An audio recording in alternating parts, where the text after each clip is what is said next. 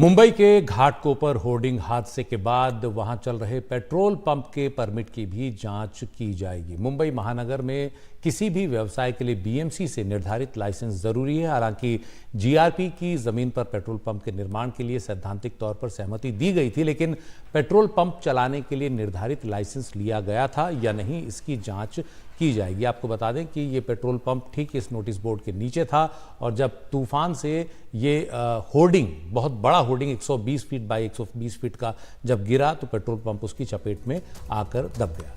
तो अब इस पेट्रोल पंप का लाइसेंस अगर नहीं होगा तो उचित कार्रवाई की जाएगी। उधर सूत्रों के मुताबिक पेट्रोल पंप को एनओसी नहीं मिली थी। नियम के मुताबिक ये जमीन सरकारी इमारत, शिक्षा संस्थान या सरकारी कर्मचारियों के लिए घर बनाने के लिए रिजर्व है। इसके बावजूद बिना सरकार की इजाजत के पेट्रोल पंप कैसे चल रहा है, ये बड़ा सवाल है। इस पूरे मुद्दे पर ज्यादा जानकारी के लिए हमारे सहयोगी सुनील सिंह हमारे साथ हैं। सुनील, ये एक पेट्रोल पंप भी पता लगा कि नियमों के विपरीत चल रहा था, इसके ठीक ऊपर लगा होर्डिंग भी नियमों के विपरीत लगा था। तो मुंबई में ये अकेली जगह तो ऐसी नहीं होगी, और भी कई जगह हो सकती हैं जहां इस तरह नियमों का सरेआम उल्लंघन हो रहा हो, लेकिन इस मामले में क्या और ताज़ा जानकारियां सामने आई हैं? देखिए सुशील जी, अब जबकि हादसा हुआ है तो सभी विभाग एक तरह से सक्रिय हो गए हैं, वरना इतने दिनों तक सभी आंख मूंदे बैठे हुए थे। बीएमसी कह रही है कि जो पेट्रोल पंप का जो स्ट्रक्चर बना था उसकी जो है प्रस्तावित एक अंतरिम जो है परमिशन जरूर दी गई थी, लेकिन पेट्रोल पंप चलाने के लिए जिस लाइसेंस की जरूरत होती है वो दी गई थी या नहीं दी गई थी, उसकी हम अब जाँच कर रहे हैं। उसी तरह होर्डिंग के बारे में उन्होंने कहा था कि वो पूरी तरह से अवैध है, उसकी इजाज़त बीएमसी से नहीं ली गई थी। तीसरी बात उन्होंने ये की है कि अब वीजीटीआई जो संस्थान है उसे कहा गया है कि इसकी बुनियाद की मजबूती की वो जांच करे। वो जाकर मौके से निरीक्षण कर चुके हैं और स्ट्रक्चरल जो स्टेबिलिटी की जिन्हें जो सर्टिफिकेट देने वाली जो कंपनी थी उसकी भी अब जांच की जाएगी कि उन्होंने किस आधार पर दिया था, क्योंकि इतनी बड़ी होर्डिंग जो है वो अपने आप को संभाल नहीं पाई, गिर गई, जिसमें कि 16 लोगों की अब तक मौत हो चुकी है। ये हो गई बीएमसी की बात।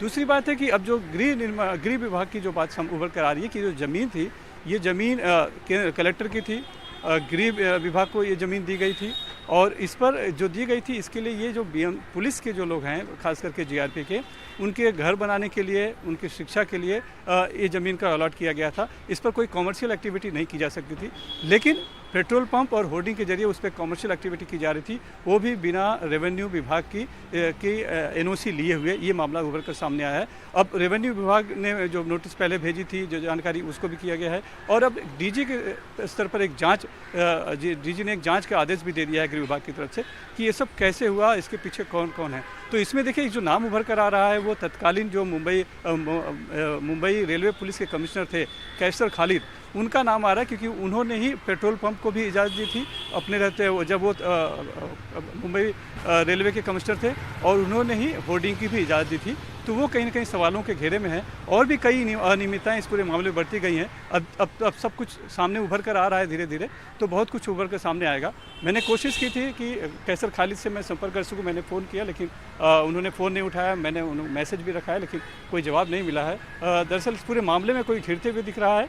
तो जहाँ पहले बीएमसी थी, जीआरपी विभाग था और जो ईगो मीडिया कंपनी का जो मालिक है भावेश भिंडे, जो कि फरार है, वो था। लेकिन अब धीरे धीरे जो शिकंजा है, हम कह सकते हैं जांच के दायरे में तत्कालीन मुंबई रेलवे पुलिस के कमिश्नर कैसर खालिद भी आते दिखाई पड़ रहे हैं। तो अब आगे जैसे जैसे जांच आगे बढ़ेगी वैसे वैसे और भी इसमें खुलासे हमें देखने को मिलेगा। लेकिन वही बात है कि अब हादसा हुआ है तो सभी अपना पल्ला झाड़ रहे हैं या फिर एक दूसरे के ऊपर बता रहे हैं क्या खामियां हैं। लेकिन जब इतनी बड़ी होर्डिंग पूरे नियमों को ताक पर रख के बनाई गई थी, जबकि नियम सिर्फ 40 बाई 40 वर्ग फुट का है, 120 बाई 120 वर्ग फुट की पूरी इतनी बड़ी होर्डिंग थी, तब किसी की आंखें क्यों नहीं खुली? उस जगह पे, ज़मीन पे जिस पे कॉमर्शियल एक्टिविटी नहीं की जाती, वहाँ पर पेट्रोल पंप चल रहा था, तब विभागों ने क्यों नहीं उस पर जाके सख्ती बरती या उसे रोका? ये सवाल अभी बना हुआ है कि तब क्यों ये लोग सोए हुए थे और अब जाग चुके हैं सभी लोग अपनी अपनी गिरबान बचाने के लिए। जी, बहुत बहुत शुक्रिया सुनील इस पूरी जानकारी के लिए। तो अब सभी विभाग सक्रिय हो गए हैं इस मसले पर, जब ये बड़ा हादसा हुआ जिसमें 16 लोगों की मौत हुई और करीब 75 लोग घायल हो गए।